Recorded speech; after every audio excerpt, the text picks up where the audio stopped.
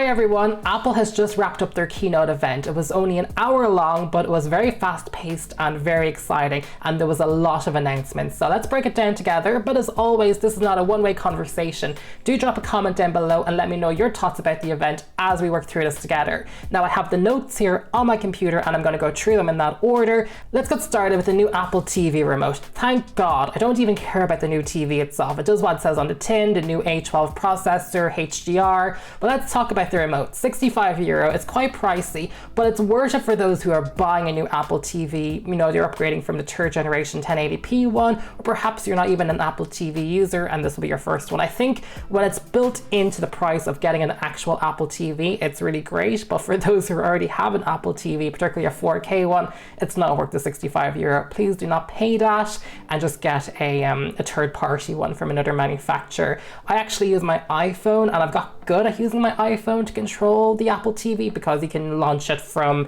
Control Center. But I know that isn't for everyone, but do not spend €65 on a new Apple TV remote, even though it actually is quite good because, you know, they fixed it. It's adequate. It's good because it's adequate. What I actually am quite excited about are AirTags. I think these are quite decent. Very much I feel like the HomePod Mini in that these are essential IoTs, Internet of Things, that Apple are selling because Apple has to be very competitive at pricing in this matter with other manufacturers and brands because it's still so emerging, even more so than when Apple announced the iPad back in 2010, right? IoTs are harder to sell because it's ambient computing, which is always harder to sell. You know, people have to use it first to see how it enhances their life.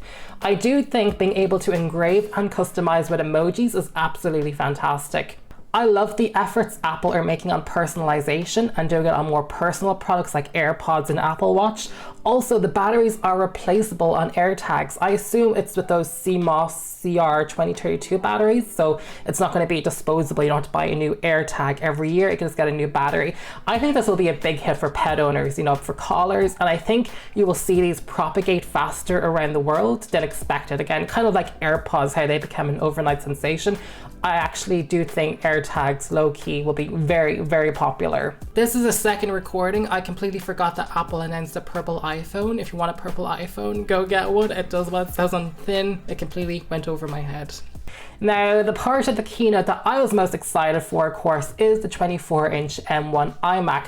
I didn't plan on buying one before the keynote, and while watching it I was like, damn it, what color shall I get? But now that, you know, I have time to reflect because that was very exciting and very fast paced, while I think it's a great computer, it is surprisingly opaque, well, transparent, that's actually transparent, about showing the limitations of the M1 chip.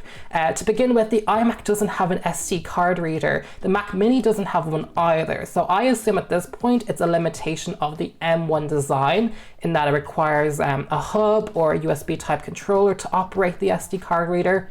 I do think it's really interesting that only 2 of the 4 USB-C ports are Thunderbolt enabled, even though the other power ports are USB 4, which I thought in itself was Thunderbolt because they said USB 4 and Thunderbolt would be kind of one of the same.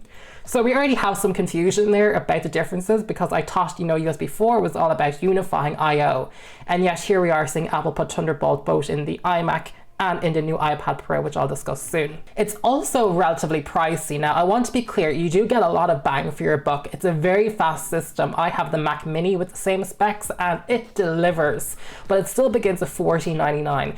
The next option is €17.19, and all it adds there is a Touch ID keyboard, Ethernet, and some more USB ports and new colors.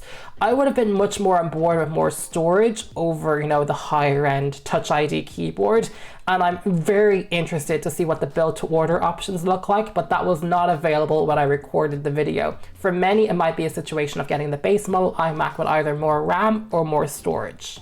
Now, speaking of which, comparing iMac prices is also more complicated because you can't really compare this to the previous iMac, which I know it's replacing, to begin with, but it has a bigger screen size, right? So seeing the base model package for $14.99 is actually pretty good when you consider that you get the same storage and RAM and probably even a slower processor on the base 27-inch iMac, the Intel one, for €2,000. I think what's putting me off slightly is actually the upsell of the iMac to get the Touch ID keyboard, because we know Apple is working on Face ID for Mac computers. Frankly, I think most people would be better off getting the base model iMac and an Apple Watch. Now, because with the Apple Watch, you can sign into your computer, right, from the Apple Watch. And it's only going to be like $100 more than the spec'd up iMac, which has the Touch ID keyboard. I mean, of course, get the iMac, the base model, and an Apple Watch to treat yourself to all the amazing features that has, and, you know, having a smartwatch, right? That's what my financial advice would be if you're considering purchasing one of these. It was also really interesting to see Apple talk a lot about continuity, which brings me to the audience that this is for, and it's firmly for regular computer users. These are iPad and iPhone customers who may still own a Windows PC, and with the slick design and the features they focused on, it's very clear they're actually revamping their efforts to convert even more people to the Mac. I feel like for the past few years, Apple kind of had, you know, just come over to the Mac if you want to. But with the new iMac redesign and what they focused on, it was actually quite aggressive at getting those PC converts. We know a big working revolution is coming. A lot of businesses are deciding to permanently stay working from home or have a mix. Both Logitech and Microsoft have gone on the record of being excited about record sales of, you know, webcams and other devices, and, you know, Microsoft Teams and other services, and Apple wants to be there too. So with a really great design product that fits into people's homes and offices, you know, bedrooms and dens, they can have their own personality. On that note, I would like to touch on the design quite quickly. I like the design of the Apple went with, and even keeping the chin of the iMac. Since the ports are still on the back, you frankly need to grab onto something to, you know, while you plug things in.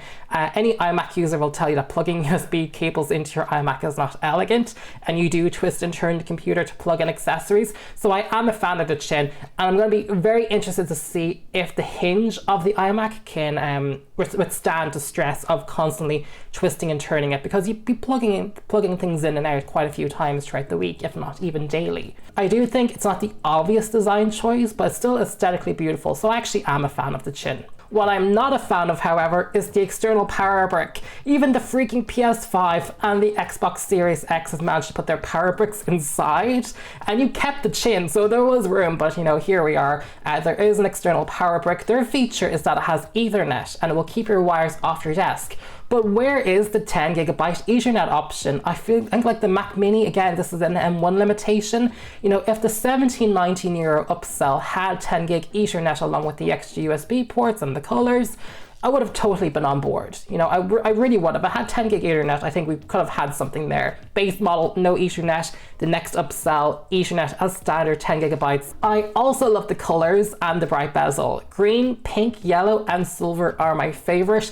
I really like the yellow. It reminds me of being a child and having the Game Boy Color, which I had a yellow one.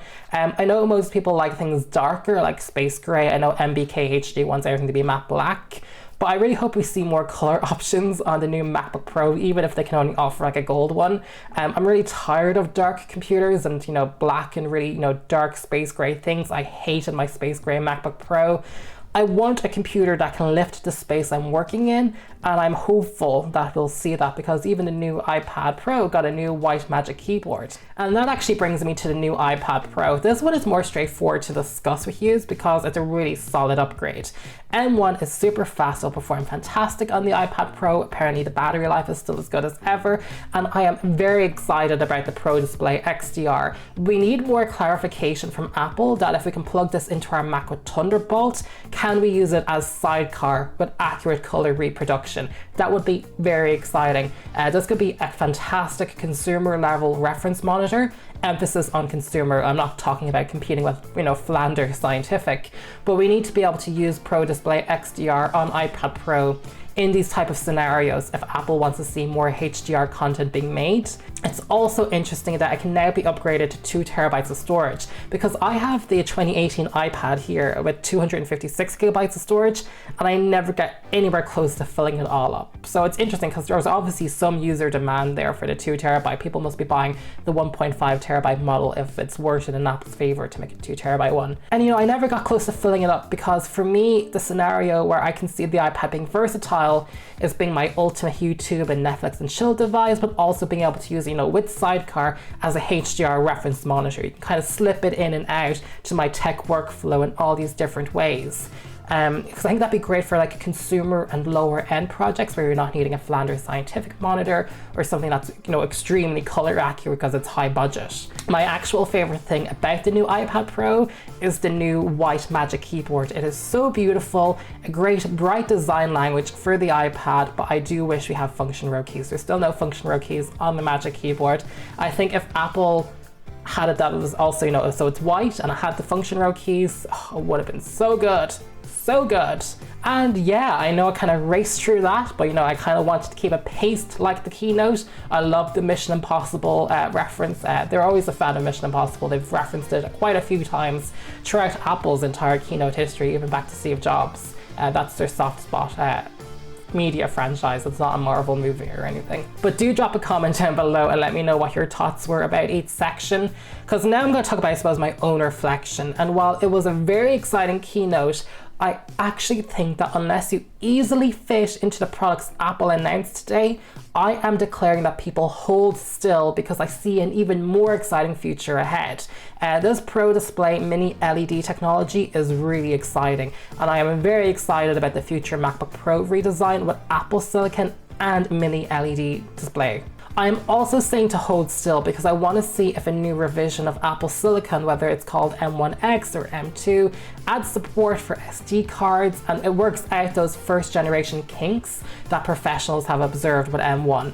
You know, being able to connect to multiple monitors, having 10 gig Ethernet without a dongle. I really want to see what Apple can do with the Silicon going forward.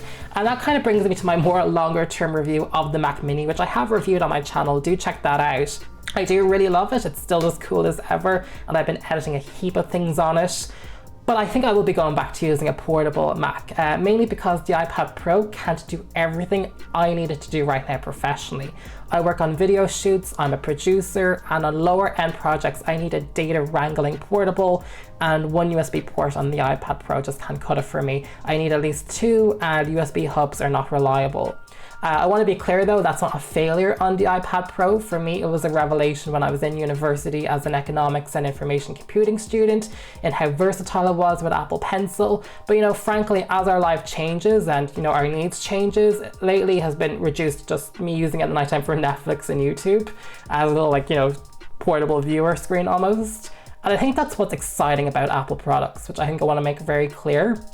Many people view Apple products as a treadmill, that if I buy an iPad, I'm on that upgrade treadmill for life. Whereas I think now more than ever, you can really get on and off as it suits you because they all run very similar software, so they're all so incredibly easy to use. Like if you know how to use an iPhone, you can use an iPad.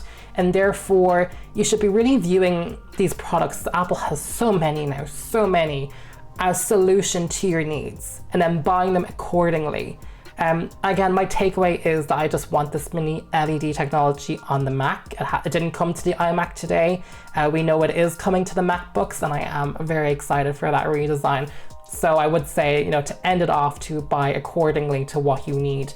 And again, if it's not there today, hold still because I think it will be coming very shortly. So I'm going to leave it at that. Thank you for tuning in and watching my breakdown and reaction and review of the Apple keynote. I know the production quality today isn't up to my usual standards. I just wanted to pull my green screen up and record from my webcam and record this video quickly. And so I was looking at my notes. I wasn't having to memorize anything. But subscribe to the channel and hit the bell to stay tuned for future videos because honestly, I am a big hypocrite, so don't be surprised if in a few weeks you do see an unboxing of an iMac on the channel because that yellow one is just so pretty. I just want to play with it. I know it's not for me, but it's so well designed. I'm a sucker for that type of thing. But otherwise, keep safe and keep well, and I will see you all in a new video very shortly. Bye.